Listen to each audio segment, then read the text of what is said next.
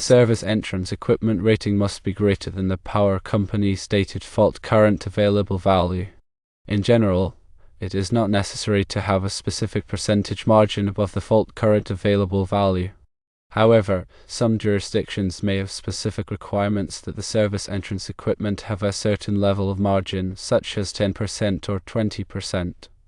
It is important to note that the service entrance equipment rating also needs to be coordinated with the overcurrent protection devices used in a system. The overcurrent protection devices must be able to interrupt the maximum available fault current. In the example provided, the fault current available is 21,500 amps and the equipment rating is 22,000 amps, which gives a margin of 97%. This margin is considered adequate in most cases. However, it is always best to consult with a qualified electrician to ensure that the service entrance equipment is properly sized and coordinated with the overcurrent protection devices.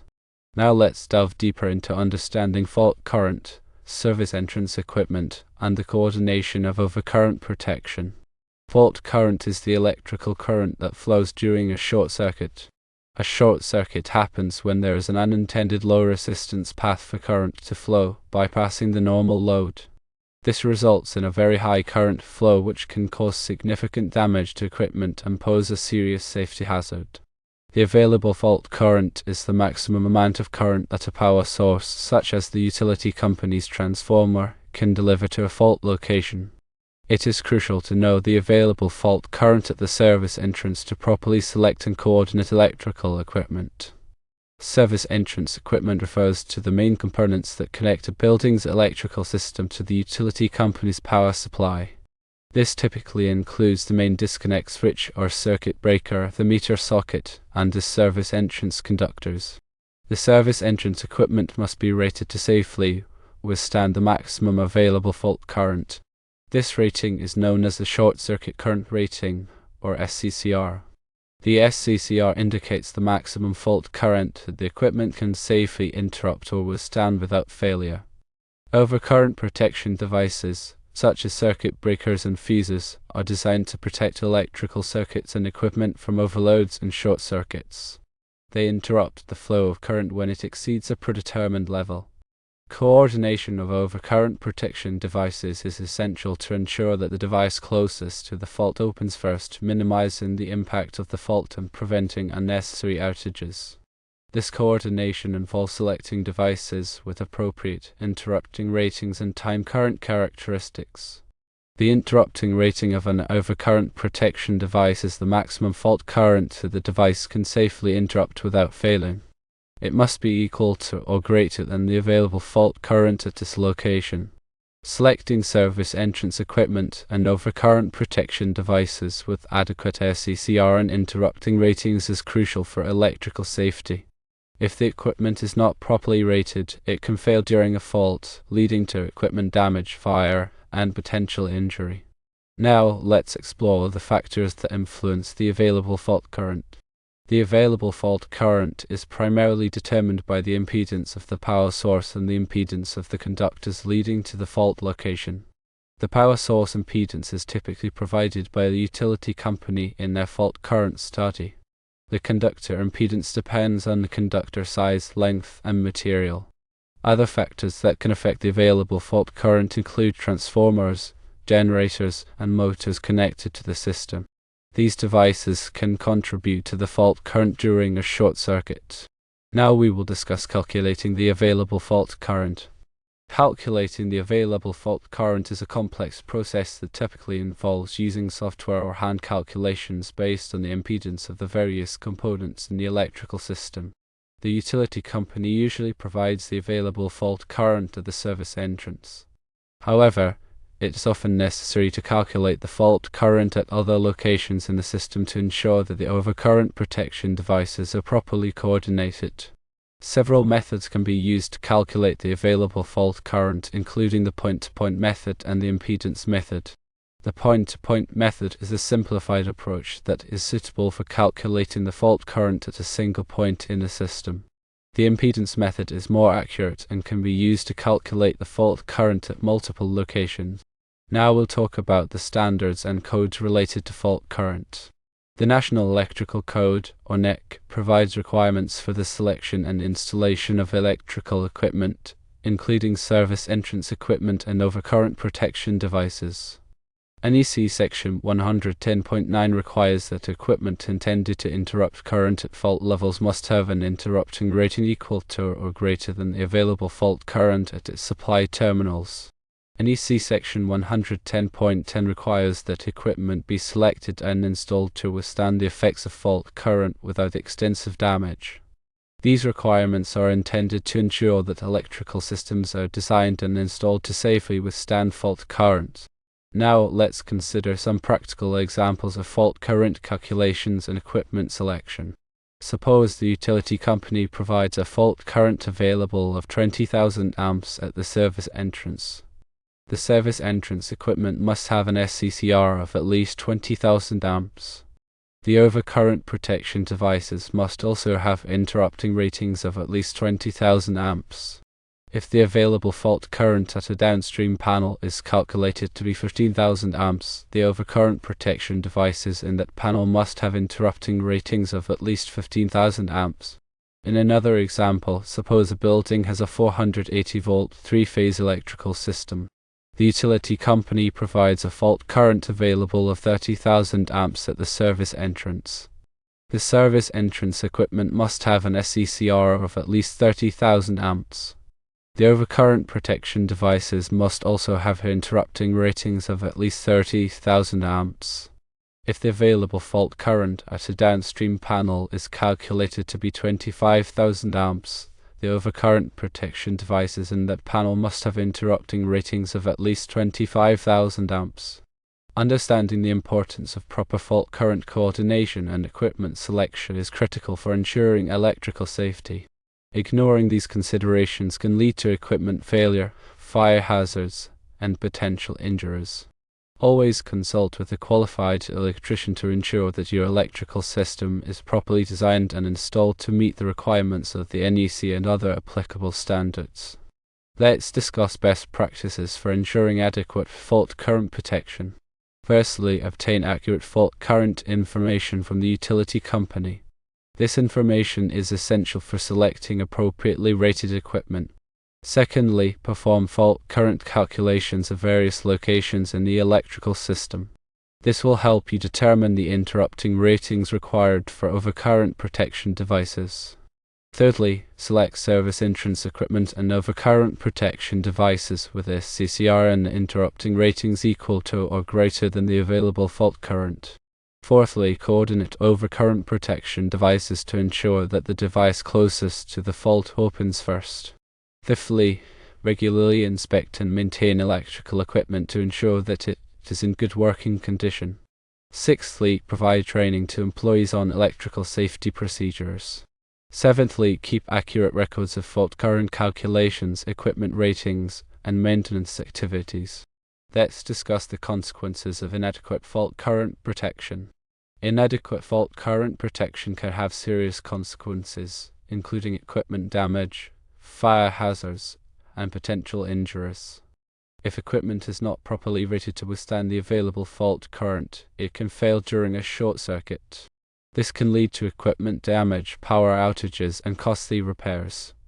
A short circuit can generate intense heat, which can ignite nearby combustible materials and cause a fire. Electrical fires can spread rapidly and cause significant damage to property and pose a serious threat to life. Electric shock is a serious hazard associated with short circuits. If a person comes into contact with energized equipment during a short circuit, they can receive a severe electric shock, which can cause serious injury or death. Let's delve into the different types of overcurrent protection devices. Circuit breakers are electromechanical devices that automatically interrupt the flow of current when it exceeds a predetermined level. They are reusable and can be reset after a fault has been cleared. These are single-use devices that interrupt the flow of current by melting a fusible link when the current exceeds a predetermined level. They must be replaced after a fault has been cleared. Molded case circuit breakers are commonly used in residential and commercial applications. They are available in a variety of sizes and interrupting ratings. Insulated case circuit breakers are typically used in industrial applications. They have higher interrupting ratings than molded case circuit breakers.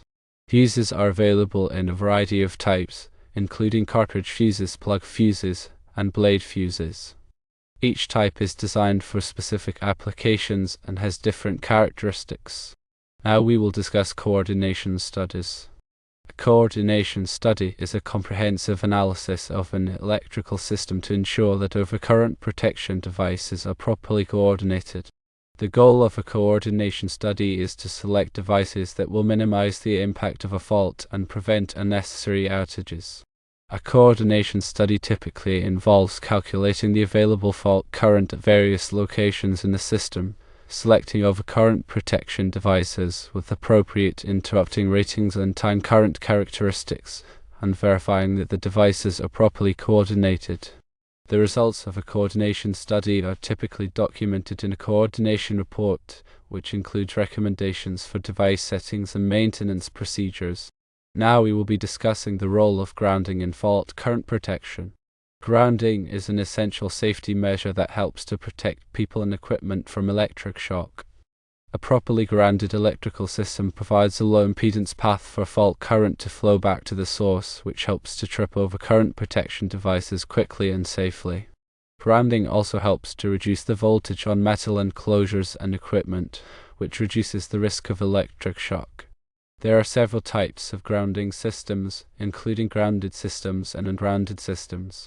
Grounded systems are more common and are generally considered to be safer than ungrounded systems.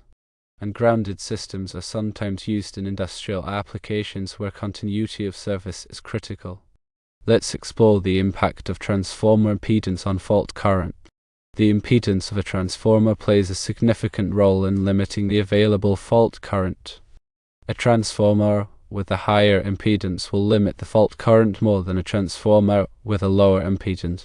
Transformer impedance is typically expressed as a percentage of the transformer's base impedance. The higher the percentage impedance, the greater the fault current limitation. Understanding transformer impedance is essential for accurately calculating the available fault current in an electrical system. Now let's discuss the importance of regular electrical inspections. Regular electrical inspections are essential for identifying potential hazards and ensuring that electrical equipment is in good working condition.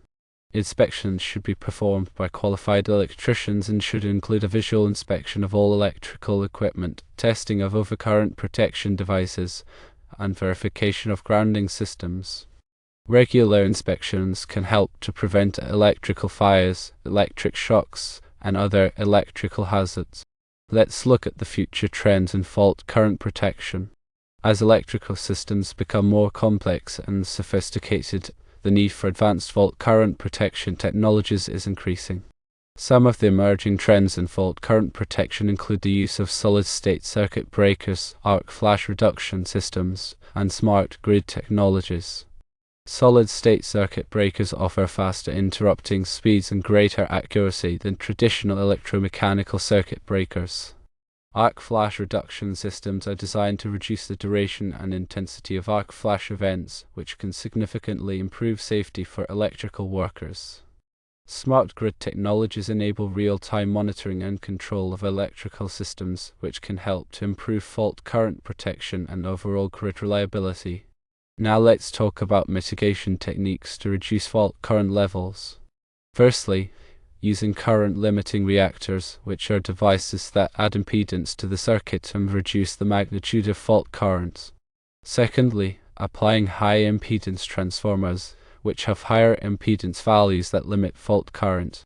Thirdly, employing current limiting circuit breakers, which are designed to quickly interrupt fault currents and reduce their magnitude.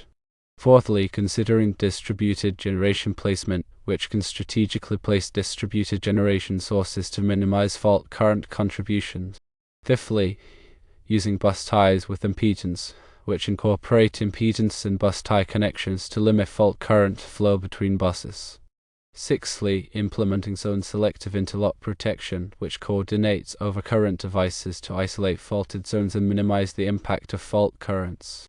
The significance of arc flash hazard analysis should be understood by the listener. Arc flash hazard analysis is a critical assessment conducted to determine the potential arc flash hazards associated with electrical equipment. It involves evaluating the magnitude of fault currents, clearing times of overcurrent devices, and working distances to determine the incident energy levels that workers may be exposed to during an arc flash event.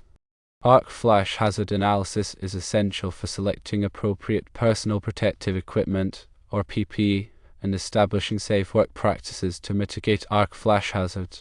Now let's talk about grounding electrode systems.